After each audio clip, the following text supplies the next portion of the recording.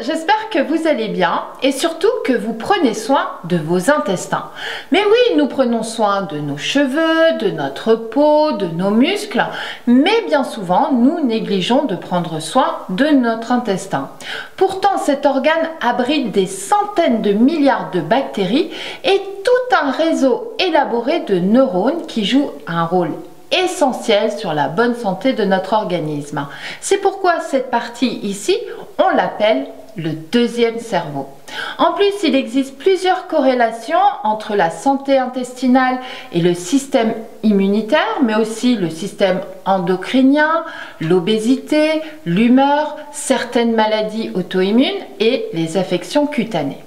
Et voilà pourquoi aujourd'hui nous allons rechercher les symptômes indiquant que notre microbiote intestinal est altéré et surtout comment y remédier. Mais tout d'abord, commençons par savoir si vos intestins vont bien, si votre transit intestinal est en bonne santé. Alors ici, on considère que le transit est régulé quand la fréquence d'évacuation des selles se situe entre 3 fois par jour et 3 fois par semaine. En dessous de cette fréquence, on peut considérer qu'il y a constipation occasionnelle ou chronique. Si maintenant cette fréquence est plus élevée, c'est-à-dire plus de 3 fois par jour, et qu'en plus vos selles sont liquides, on parle alors de diarrhée. Alors ces troubles, constipation, diarrhée, mais aussi les ballonnements, les flatulences inopinées ou encore les brûlures d'estomac sont le premier indice que votre microbiote intestinal est altéré. Une mauvaise santé intestinale peut être également l'une des causes à vos problèmes de sommeil. Insomnie, mauvaise qualité du sommeil, problèmes d'endormissement. Alors pourquoi ? Tout simplement parce que le sommeil est régulé par nos hormones et notamment par la sérotonine. Sérotonine, hormone du bien-être, qui est sécrétée par nos intestins. Et donc, si on a les intestins qui ne vont pas bien, on sécrète moins de sérotonine et du coup, problème de sommeil. En plus de cela, cette sérotonine est indispensable à la sensation de bien-être et donc problèmes intestinaux s'accompagnent également de troubles de l'humeur, voire de dépression. Alors maintenant, si votre microbiote intestinal est altéré et qu'en plus votre paroi intestinale est abîmée, vous pouvez alors souffrir d'affections cutanées comme le psoriasis ou encore l'eczéma. Enfin, un déséquilibre du microbiote intestinal va activer ou peut activer des processus inflammatoires dans tous nos intestins. Cela va engendrer du coup des phénomènes inflammatoires dans tout l'organisme, comme par exemple la polyarthrite. Cela peut engendrer également d'autres maladies comme du diabète ou encore des problèmes de thyroïde. Mais alors, comment avoir ou récupérer un bon transit intestinal et donc d'être en pleine forme? Alors ici, il faut savoir que nos intestins possèdent une horloge interne.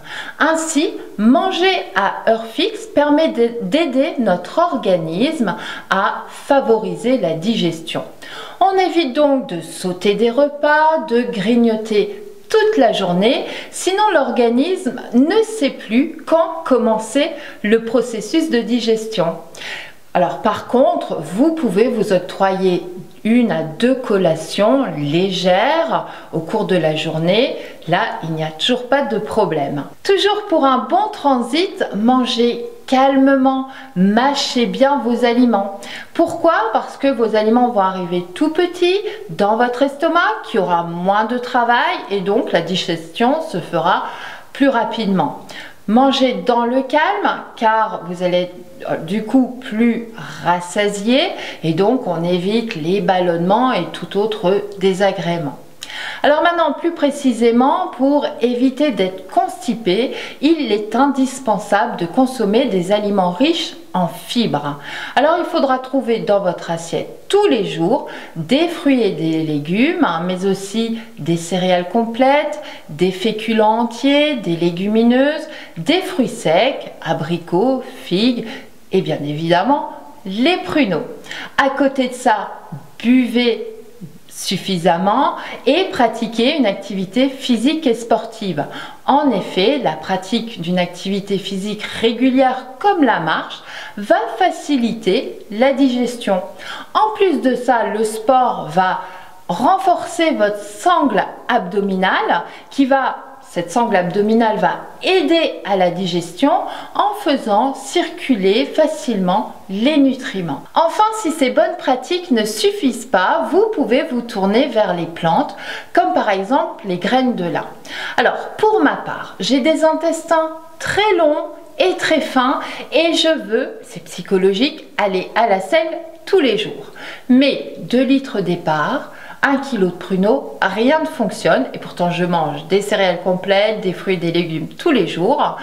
Et du coup, j'ai trouvé la solution avec des gélules qui sont complètement bio, qui contiennent que des plantes et je prends ça tous les jours. Il s'agit des gélules Solevio Bio que vous pouvez trouver en pharmacie ou sur Amazon. Je vous mets le lien bien sûr en barre d'infos.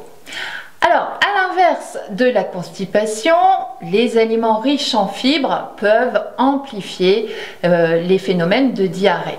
En revanche, le riz blanc, les carottes cuites, les pommes de terre, les bananes sont de véritables alliés contre la diarrhée occasionnelle. Alors, occasionnelle parce que si vous avez une diarrhée chronique, il est important d'aller voir votre médecin car cela peut suggérer d'autres maladies ou encore des intolérances, comme par exemple l'intolérance au gluten. Vous pouvez également ralentir votre transit intestinal avec des plantes astringentes comme la myrtille ou le gingembre. Notez ici que le tanin contenu dans ces plantes astringentes a le pouvoir d'augmenter la viscosité des fluides, ce qui les rend moins liquides.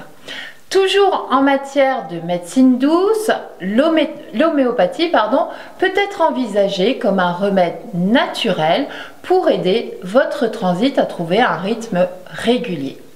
Alors que vous ayez eu un passage de constipation ou de diarrhée, que vous ayez subi un traitement médicamenteux ou tout simplement subi du stress, il est important de rééquilibrer sa flore intestinale avec une cure de probiotiques que l'on va trouver dans les produits laitiers, les produits à base de soja fermenté, mais aussi la choucroute. En parallèle, vous devez faire également une cure de prébiotiques qui va recoloniser votre flore intestinale.